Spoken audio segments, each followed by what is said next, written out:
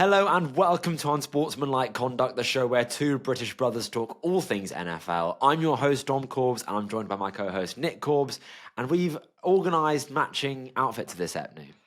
Yeah, very grey for the very grey weather, Dom, but, hopefully the draft's just around the corner to brighten things up. It very much is, and that is exactly the topic of our video today, which is the 2025 NFL Draft wide receiver rankings. Now, these are semi-provisional still. Obviously, we've not got around to watching every single receiver in this class. We've definitely covered the big names, and it will likely stay pretty similar, but nevertheless, just want to preface it by saying that this is subject to change. You never know what happens in the playoffs with some of these players, which we're definitely going to talk about as well. But we're going to go in essentially reverse order. So we're going to start with our honourable mentions, those that aren't in the top five. We might also say where we would take them in the draft. Maybe that's just outside the first. Maybe in a weaker class, that's outside the second. And then we'll finish with our top guy, who is likely going to be the person we all know. But nevertheless, it's the journey along the way, isn't it, Nate? Not the destination that matters, Dom. So let's get down to some cracking analysis. Cracking analysis is definitely in store. So, honourable mentions. I've got two. What do you have? I also have two. Okay, give me one of your honourable mentions. So my honourable mentions are sort of two opposite ends of the spectrum. So I have Trey Harris from Ole Miss, and I have Xavier Restrepo from Miami. Oh, and the reason why, for me, they're two opposite ends of the spectrum is because Xavier Restrepo, I think he's got the most all-time college receptions, or at least in the ACC, or at least for Miami. But he's already basically a finished product. He's an older player. You know what you're going to get. And even though I think he probably is in the top 5 best receivers coming out, in 2 to 3 years' time, I don't think he's going to get better. I think there's a lot of players in the NFL that can do what he does for a much lower draft pick than he's probably going to be worth. So that's why, for me, he's an honorable mention, not in my top 5. And Trey Harris is the other end of that. He's all raw ability. 6'3", massive guy. But for me, he's just not nearly polished enough. And I don't think he has the athletic upside like DK Metcalf, who also came out of Ole Miss. He does not have that athletic upside. He doesn't run the same. He doesn't run the same speed, but he can do a similar thing. But I just don't quite see the pure pace needed to be an elite NFL receiver, and that's why it's not in my top 5. Okay, that's super interesting. So I've not gotten round to watching Xavier Restrepo just yet. So I'll take, knowing what I've seen of him from watching Cam Ward's tape, he's an electric kind of slot receiver who is very reliable. Kind of, maybe, again, I've not watched him, so I don't want to speak too much, but maybe along the same vein of like a Lad McConkey type, Not as good after the catch. Okay. Much more of like a Julian Edelman style, those mid-2000s slot receivers who just hit the deck over the middle, which has value, but... Yeah. Well, funny you should say Trey Harris new, because Trey Harris is actually my 4th ranked receiver. Wow. So I'm a big fan of Trey Harris. So let me just talk about him quickly. So like you say, he's 6'3", 210 pounds. This season, he's got 60 receptions for 1,030 yards and 7 touchdowns. He had a pretty similar 2023 campaign last year, where he had almost 900 yards. I think, with regards to his strengths, that Trey Harris can be an alpha wide receiver 1. He's got that potential in him. He's got the build. He's got the production. He has 5.15 yards per route run, which is first in the class, 462 yards after the catch.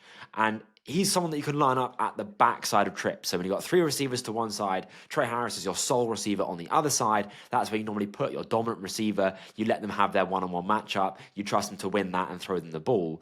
I think he's a good route runner. He has a limited route tree in Ole Miss. He runs a million hitches a game, which was driving me crazy. But I think he's flashed ability when he's not asked to just run hitches. They have this really interesting post-out route, which he's won twice on, which has left DBs on the floor. Shake. Yeah, we called it a dino when we had it in our offense. I was a mean dino runner. And I think he's an explosive threat. I think he always fights for extra yardage. When he lowers the shoulder, he can fall for 4-5 yards after the catch. He's got 7.7 yards after the catch per reception. Now, the weaknesses, though, are that the missed tackles are not where I think it should be for a receiver of his size. He's only got 10. He tries to use agility. When he catches the hitch, he often doesn't make that first man miss, the one in all the space that you have to half the field. And That's a bit of a problem. I would like to see him break that tackle or force the man to miss. He tries to, he needs to just run through them. Like, he's 6'3". I think he's got good acceleration. Just run through them. He's also got inconsistent hands. He's got a 3.6% drop rate, 8.3% in his final year of LA Tech, of La Tech. And I think, like you say, with his speed, he's a questionable deep threat. We've not really seen him used that way because of the limited route tree, which I don't think helps that case. But he definitely wasn't the best at separating downfield when he had those deeper developing routes. So I would say that the reason why I'm so high on Trey Harris is because I don't think you should overthink it. He's got the size, length, weight, years of production. He ticks all the boxes that you really want a receiver to tick. The high upside, questionable. But I would like to take a roll of the dice on a receiver like Trey Harris than potentially someone like Xavier Restrepo. So I do understand what you're saying, but I do disagree with you because I don't think the top end speed is there, and I don't think the top end physicality is there. And if you're 6'4" and you've got a limited route tree, those are the two must-haves. DK Metcalf has made a career off of it, and he ran a 4.33. Trey Harris is probably going to run a north of a 4.5, probably mid 4.5s, maybe high 4.4s. He's not going to run a 4.5. Dom, maybe he might have an amazing 40 time, but on film he does not run a sub 4.40. He is not a blazer. He's not agile enough, and he doesn't have good enough hands. I think there's a lot to do there, and with a good coach and a good system, that will take him a while to adapt to the NFL. Just give him deep balls, give him those hitches, give him those slants, and then build off of that.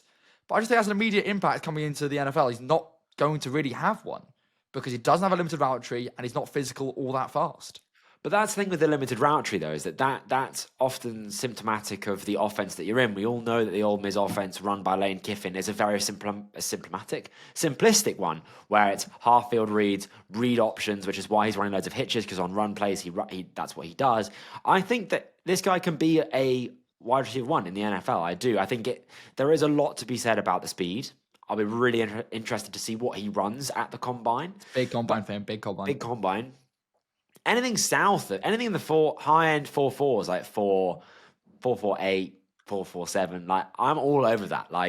I think too much recently has been put on speed for NFL wide receivers. And I think the combine is a massive part of that because, that's the one that people immediately see. What's his 40 time? I've seen, apart from the speed, I've seen stuff that I really like about Trey Harris. And I think in a class where there's some really interesting receiver builds and maybe receivers that have higher floors but lower ceilings, I feel not confident, but I like the fact that I'd be able to potentially take a swing at Trey Harris at the back end of the first, top of the second. Yeah, if you're a team like the Bills who might be picking high, Trey Harris should really be on your radar for any Bills fans out there. Yeah, exactly. But then also talking about high floor, low ceiling, my other honourable mention, a wide receiver who a lot of people have as their wide receiver 3, but I've got him at the moment as my wide receiver 7. Who do you think I'm going to say? You're not going to say Emeka Egbuka, are you? I'm going to say Emeka Egbuka is my wide receiver 7. That's such a bad take. That is awful. How? No, okay, look, let me cook. Okay, let me cook with Emeka Egbuka. Fine. Okay, Floor's yours. So we'll start with his strengths, right? Veteran receiver at a blue blood school. Got 1,151 yards in 2022. He's got good hands. He's not afraid to go over the middle. He protects the ball in the air nicely with his body. He's versatile. Ohio State line him up in the backfield. He lines up in the slot. He takes handoffs. And he's got a good balance of flexibility, which you see in his route running 100%. Weaknesses, though. You're talking about someone that doesn't have good long speed. I think Emeka Egbuka, as his major weakness, has average at best long speed. He ran a clear out versus Iowa at full sprint, and it didn't stress the cornerback whatsoever.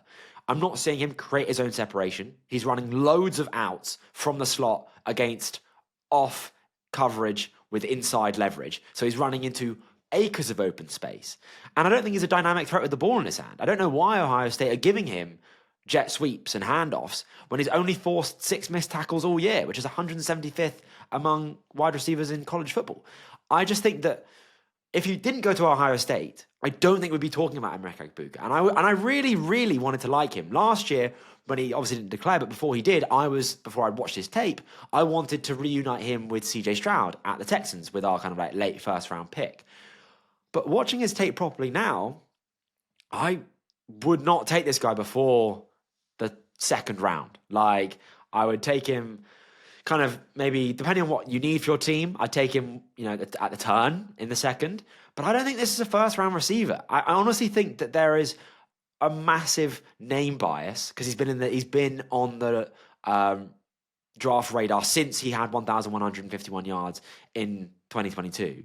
But my pro comparison for Emeka Egbuka is Tyler Boyd, just like a nice slot receiver, which is where he's going to play, despite him being like 6'1" or whatever. Like he is going to be a slot receiver. And I didn't see him have the agility, the dynamism that other players like a Lad McConkey, similarly from this class, who I really, really liked, does not have that whatsoever. And so for me, I'm going against the grain here, but I'm not going to have Emeka Egbuka as a first-round wide receiver. So I think that's rage bait. You've effectively rage baited me there. Because the one thing I love with receivers is route running. And I think you're right to point out that he doesn't have top end speed, but he creates separation through good route running and elite route running, which is time and time again shown to progress the NFL very effectively. Much more than speed, much more than size, much more than any other trait, route running translates very, very effectively. He's been a 4-year start, I believe, at one of the best wide receiver colleges in the league. If you go through the list of names from Ohio State, we'd be here for hours, Dom. And I think he compares a lot more similarly to someone who also went to his school, which I understand is a bit of helmet scouting, in JSN. I knew you'd say that. But I think when I saw him, I think it's JSN x Lad McConkey. I think that's in terms of modern day players that have recently come out of the draft. I see a lot of them in both.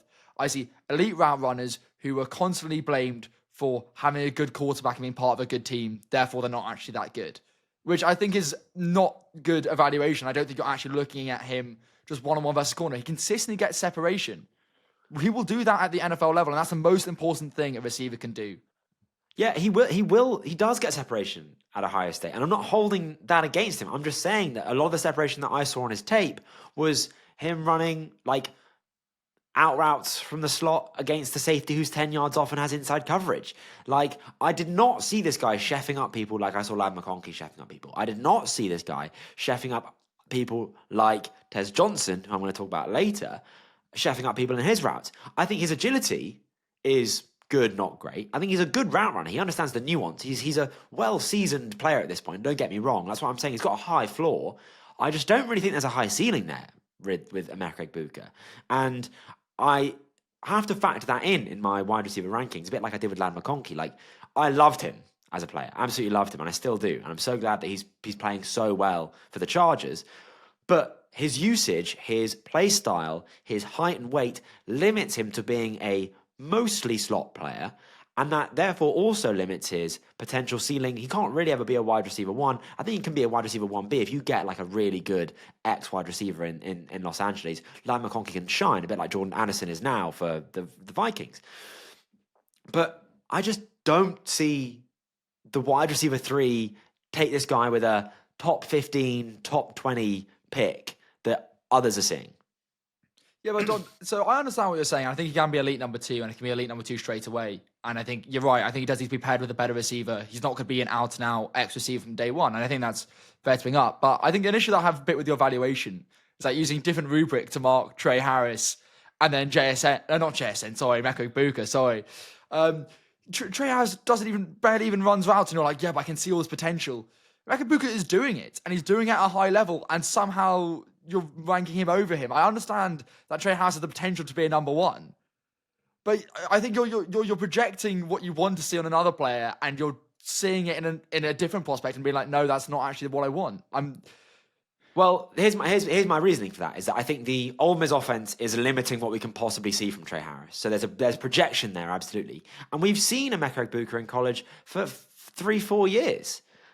Like, what we're seeing from Emeka Egbuka now is Emeka Egbuka.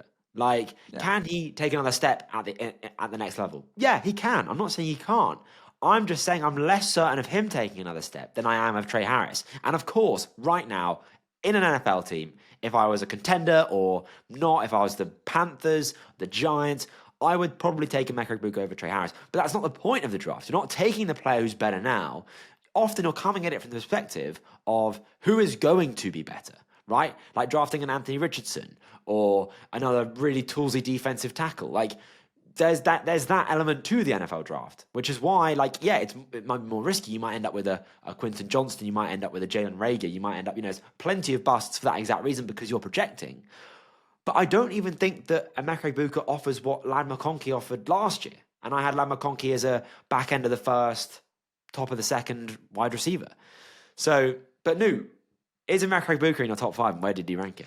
So, Dom, I ranked him at number 4, and I am a big fan of him, but I have him in the 20 to 25 range. That's where I think he's a solid first round pick. Definitely not a day 2 pick, but I wouldn't. Top 15 is a bit generous. I think you're right in saying that. But my number 5, it's a bit of a shot in the dark, Dom, and it is a bit of projection, but I really like the tools this guy has. It's Tory Horton out of Colorado State. I've not watched him, but talk to me about it.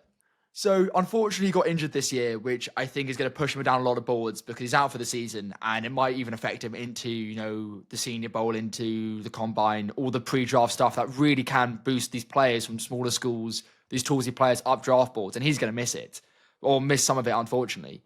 Had 375 yards this year, but most importantly, Dom, he's 6'3", and he's got really good route running. And I think he has a tool set that the only other person is my number 1 receiver who has the same tool set. He doesn't do it to the same ability, and he's significantly thinner. He's less than 200 pounds, about 185 pounds, a bit of a slender man out there. But he's got good hands, really good route running, good contested catches.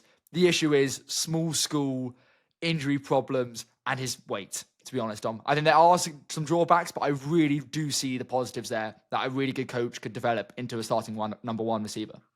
It's interesting because he's for the consensus rankings, he's definitely like in the top 7 for most people. I didn't get around to watching him, which again, because this is provisional, but it's definitely someone I'll get around to watching because who doesn't love you would watching really Max? like him, Dom. You'd really like him. I think Really? he's a good player, and I have him again. Like similar to what we debated before, it is much more of a projection. But if your team looking for a number 1 in the second, definitely pull the trigger on him. Okay, well, talking about then, I've kind of got to sneak an extra one in here because I realised I didn't get to my other honourable mention. But talking about second round wide receivers, Tez Johnson from Oregon, I think could be the biggest my guy I have in this year's NFL draft. Great game against Penn State. Great game. Absolutely love Tez Johnson's game. He's a playmaker. He's got 50 first downs, 586 yards after the catch, which is 4th in the FBS. He's got elite agility. Talking about someone that can chef people up in a route, he absolutely can. He's got great agility at the release, during the route, after the catch, and that is going to translate. That's why keep talking about him, that's why I loved Lad McConkey. And I think he's going to be a big Senior Bowl standout because of that. I think he's going to really, not like you say, Nu, the Penn State game already put him on a big national map, but I think him at the Senior Bowl is going to elevate that even further. Now, weaknesses. Obviously, he's insanely light, 165 pounds, which is the first percentile in terms of weight. Tank Dell is the only comparable player to make it at that size, and his play is down this year. So it's a question of Tank Dell was definitely worth a third round draft pick. I think it was 3rd or 4th. It's a question of if you could guarantee a Tank Dell, which obviously you can't, but knowing what we know now that 165 pound receivers can make it. It's not very likely, but they can. Would you take that with a top 60 pick? So top of the second round, kind of midway through the second. I personally would, because I think that this guy, the rate at which he's breaking tackles is transferable. He's breaking actual college tackles. He's not being brought down at the first contact. He's a really good tackle breaker. And I love the way he wins. I think it will translate. But I think, a bit like what I was saying earlier, Nu, he definitely is capped at a wide receiver 2, absolutely capped at a wide receiver 2, and definitely is going to be a slot player at the next level. But I love what he brings, and also this is so interesting. I didn't know this, Nu. He was adopted by Bo Nix and his family. I saw that on a CBS Instagram story, but I don't know the full story about it. Yeah, so he is he's been adopted by Bo Nix's family, and he wanted to go and play with Bo at Oregon, but initially wasn't offered anything, and so went to Troy, I believe, and then was amazing at Troy for 2 years. Then obviously Bo transferred. Oh no, sorry, he always wanted to go to Oregon. He wore an Oregon hoodie around school every single day. Oregon didn't give him an offer coming out of high school. He's 100. Well, at that point it would have been 150 pounds. And when Bo Nix then transferred from Auburn to Oregon, that's when Tez Johnson also transferred. And people thought, there was the connection there. They're brothers. When Bo Nix leaves, maybe Tez Johnson's player is going to take a step back. Well, that's absolutely not the case. This guy is a legit receiver. Like, he's a legit receiver. And I immediately push back on anyone in the pre-draft process that's going to say, he's 165 pounds, he's never going to make it. But then, so that's my number 6. I have quickly new for my number 5 because it doesn't really count because I still have Elic Ayomanor from Stanford in my top 5. What has he done? I remember you talking about him in pre-season, but I haven't even heard anything about him. I haven't been able to watch any of his tape because there isn't any out for how we get our tape. So I have no tape. But just going off my pre-draft, my pre-season rankings, he absolutely put Colorado and Travis Hunter in a blender in 2023. Went for 294 yards and 3 touchdowns against them. So, look, that guy's a Heisman contender, probably the Heisman winner now, and he's a 6'2", 210-pound wide receiver who's explosive as hell, great after the catch. Again, bit of an asterisk there. I haven't been able to watch any of his 2024 tape, so that's why it's like 5 asterisks, honourable mention. But no, have we got to your 4? So my 4 was Emeka Egbuka. Nice, mine was Trey Harris, and now we line up for our 3.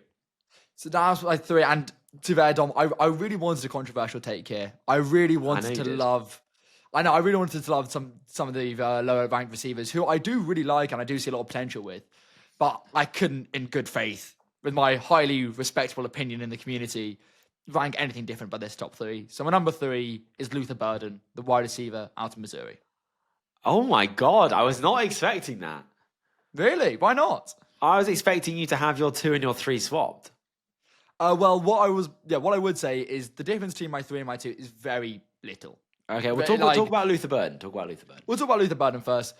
And so, Dom, we talked about in a previous episode, Luther Burden's a really difficult prospect to evaluate. Because if you look at the 2023 film compared to the 2024 film, it looks like 2 different, not quite to the extent of 2 different players, but definitely drastically different quality of prospects. On the preseason rankings, Luther Burden was way above the guys we're going to talk about next. He was a top 3, top 4 big ball player. And now you're seeing him in the 15, 16 range. And I think Missouri's offense as a whole really struggled last year. It really did. I don't think Brady Cook's that good a quarterback, but Luther Burden didn't make the people around him better. He's good at the slot. That's what he's going to be. He's going to be a slot receiver. He's good with the ball in his hands, quite dynamic, good route running, shifty. But you didn't see the elite traits that you did in the 2023 film. So he's at 3 for me, and he's someone who I could see teams being really, really high on or really low on because of that differentiation in film. But for me, I've got to put him in the middle, put him at number 3. Okay, so Luther Burden's my 2, so I'll talk about Luther Burden here as well. Yeah.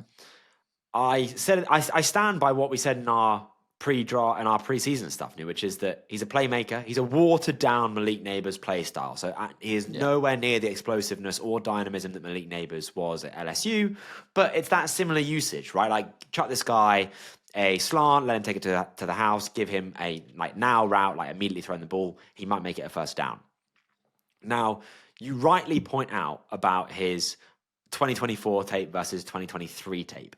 What I saw on his 2024 tape, which for our listeners, if you go and look at the stats, it's a big drop off in terms of production. Now, there's a question of, is that because 2023 was a flash in the pan and 2024 is the quote unquote real version of Luther Burden that we're seeing?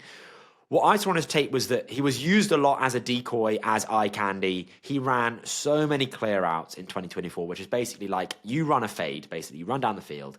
You're never going to get the ball, but you running a fade down the field means that the DB that's guarding you will cover you, and it makes all this open space for maybe the running back to catch a swing pass in, or maybe a slant, something to come underneath you. So he was, I think, used as the decoy man a lot, and that really hurt his production.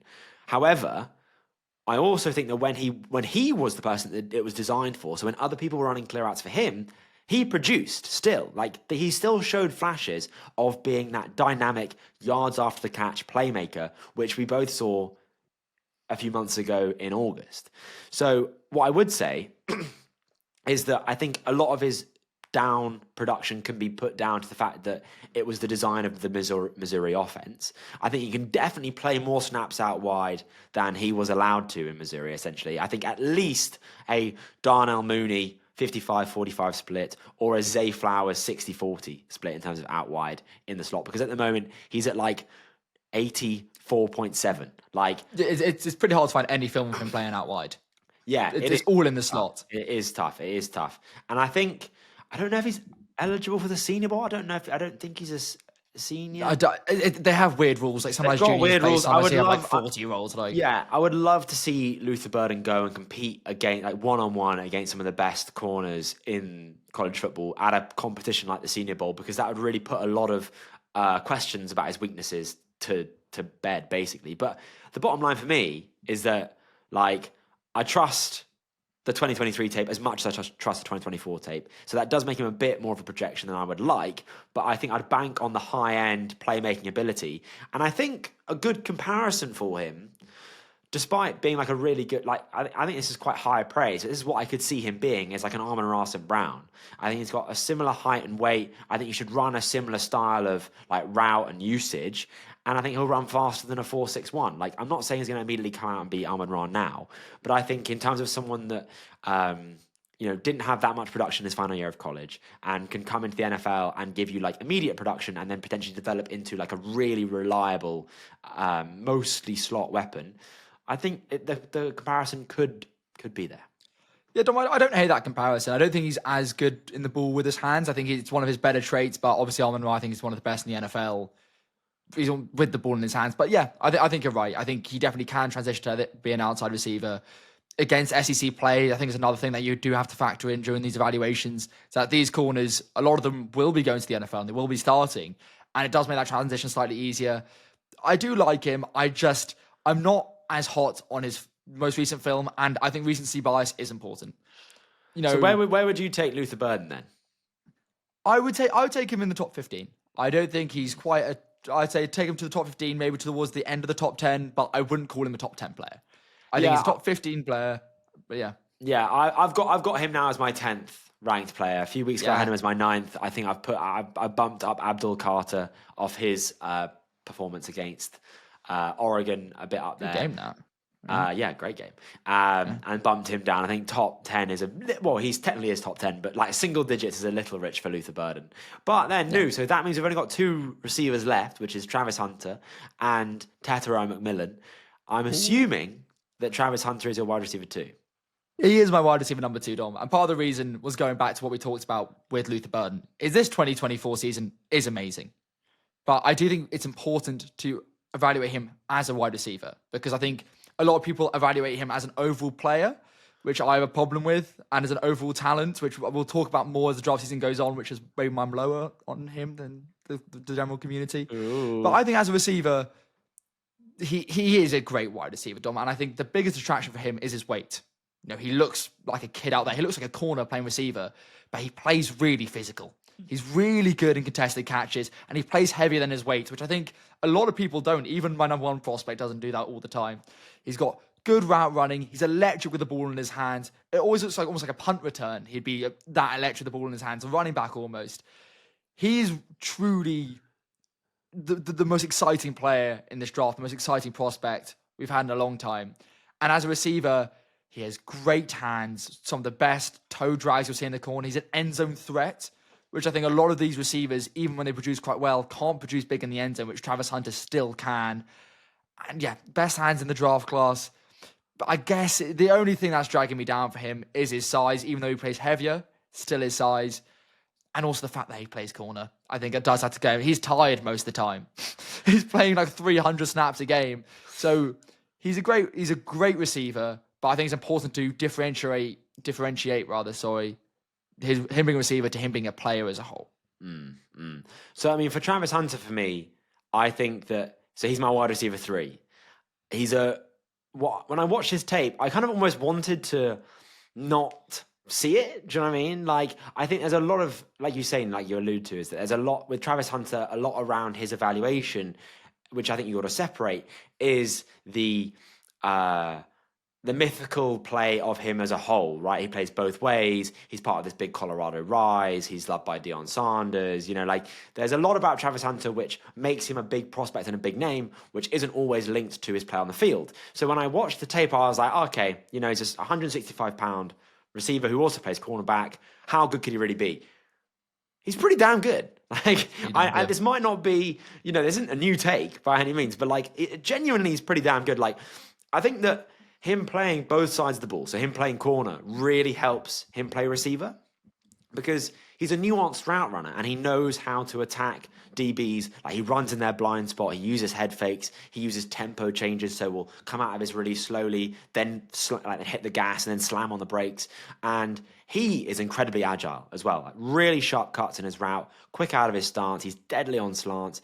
And he's really good at making the first tackle a miss. What Travis Hunter's really good at is when he catches that ball, he does that kind of like fake inside roll outside. And he always makes that guy miss, which is what I was saying about Trey Harris earlier. Like, I want him to do that. And he's got great ball skills, like you say, able to make circus catches. We see that on both sides of the ball. And he's got great feel in zone coverage. He always finds the space between zone coverage because he knows how defensive backs are playing zone coverage. So, like, I was really, really impressed with Travis Hunter's wide receiver ability. But, like you say, no player is perfect. And I think his weaknesses are he's got good, not great speed. He's not going to run away from defenders in the NFL. He is light. He's 185 pounds. He does get walled off on fades down the sideline. He does get rocked by safeties on crosses. And he can get thrown off against press. But to kind of counter that point, I thought that his usage in Colorado was really weird. Talking about someone that has massive slot percentage like a Luther Burden, like an 84%. Travis Hunter was lined up out wide over 90% of his snaps this year. Like, that's baffling to me. Like, I don't know why you're getting Travis Hunter to run fades down the sideline against press man coverage. Like, I would use this guy a bit like how the Vikings are using Jordan Addison. Complement his play style with a bigger bodied receiver potentially. Like, I think he's a wide receiver too in the NFL, like a good one. I would have this guy playing wide receiver. I'd have him playing cornerback primarily, but in doing so, he can come on the field for like 10 to 15 wide receiver snaps a game, have him, on money downs basically. But he's the quarterback's best friend type of wide receiver too. He just knows exactly where to be and when to be it. He's not going to be a wide receiver one, but he's capable of making really big plays. And I think the Jordan Addison comparison is really apt, particularly after this weekend when Jordan Addison has gone nuclear, because he can do some really good things. And Jordan Addison, being honest here, was a prospect that I really did not like. I was very low on him as well. I must admit, I didn't like him at all. Yeah, so I just think that his usage at Colorado was, I get he's your best player. I get you want to, chuck him the ball. There's also an element of them kind of pushing up the Heisman numbers for him in some cases. But I think if you use him properly, well, I say properly, if you use him differently, put him in the slot a bit more, get him running more in breaking routes against zone coverage, this guy's going to feast.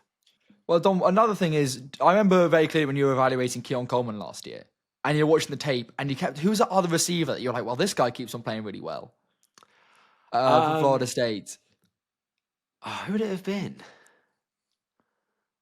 I can't remember. Keon Coleman, Florida State. I remember watching him and Leggett at the same time. But I can't remember. But this sort of happened with me when I was watching Travis Hunter.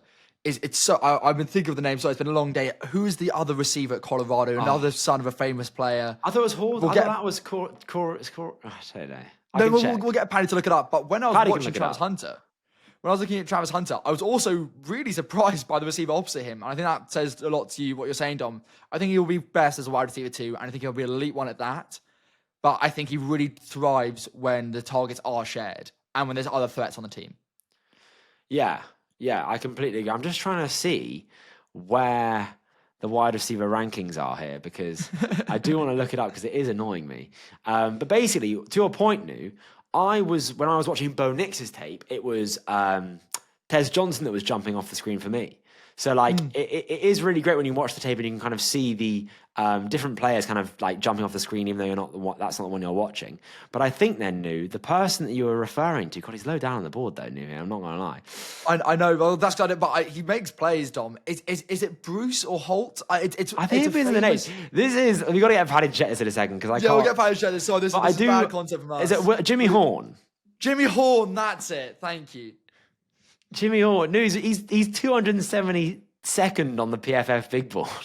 Well, Dom, I don't listen to the big boards. All I'm saying is I watched 3 games of Travis Hunter, and all those games, Jimmy Horn looked pretty good. He's the where am I gone? You're not the mainstream draft media, Nu. No, Dom. I'm stopping the woke left draft media. The woke Karate. So then, Nu, our number one receiver, Tetairoa McMillan, take it away. Well, Dom, he's my number one player, and I'm going to talk about this for a long, long time. So I hope you're ready to hear the spiel over and over and over again, because I will never be bored of talking about Tet McMillan.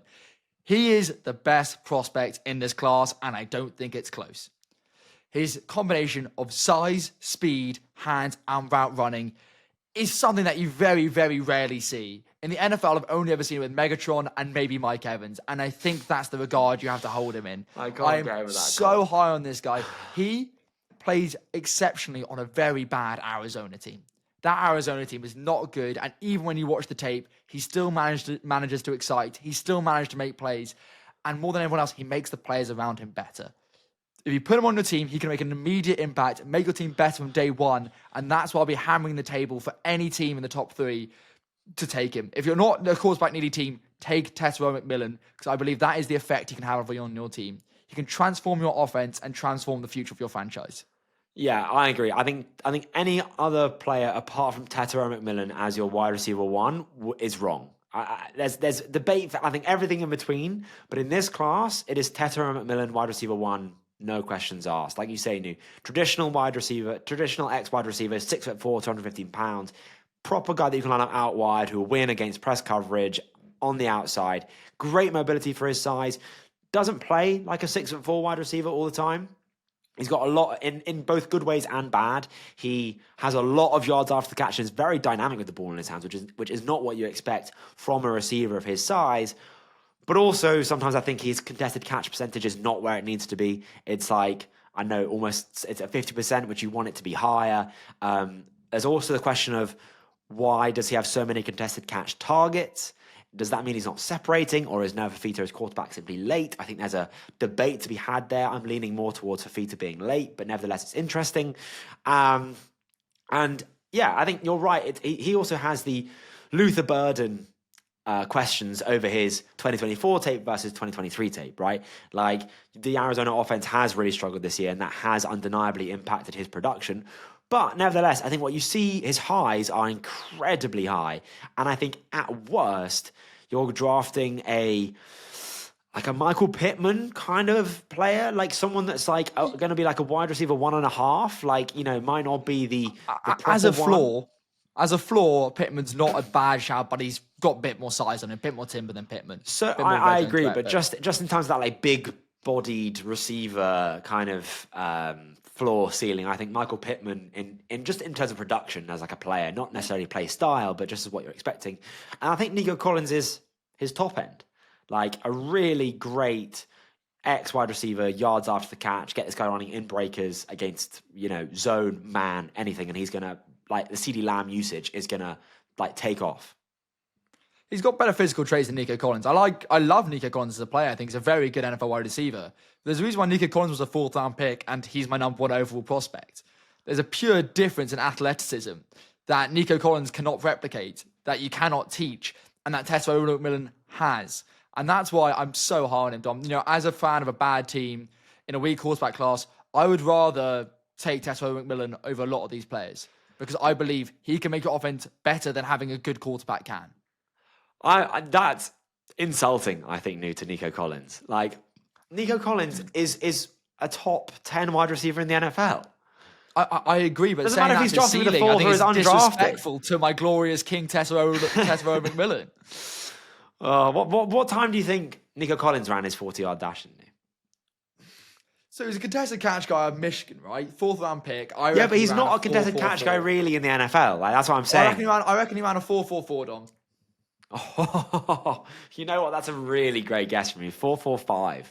Oh, okay, it's not bad. But do you think Tetairoa McMillan's going to run faster than that? No, but I think he's bigger and stronger. So therefore, he's not going to clock in at more than 6'4" and a bit. Have you seen him? He's not 6'5". He looks like a Dwayne The Rock Johnson played receiver. No, he doesn't. No, you're like, I'm high on him. He's my 2nd overall player. But a bit of added context, I think he'd be like my wide receiver 5 in last year's draft. Yeah, I think that's crazy. I think that's absolutely mental. I would have him.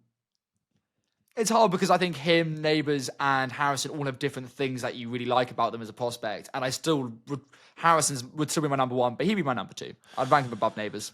All right, fair enough. Well, no, recap us your 1 through 5 for us.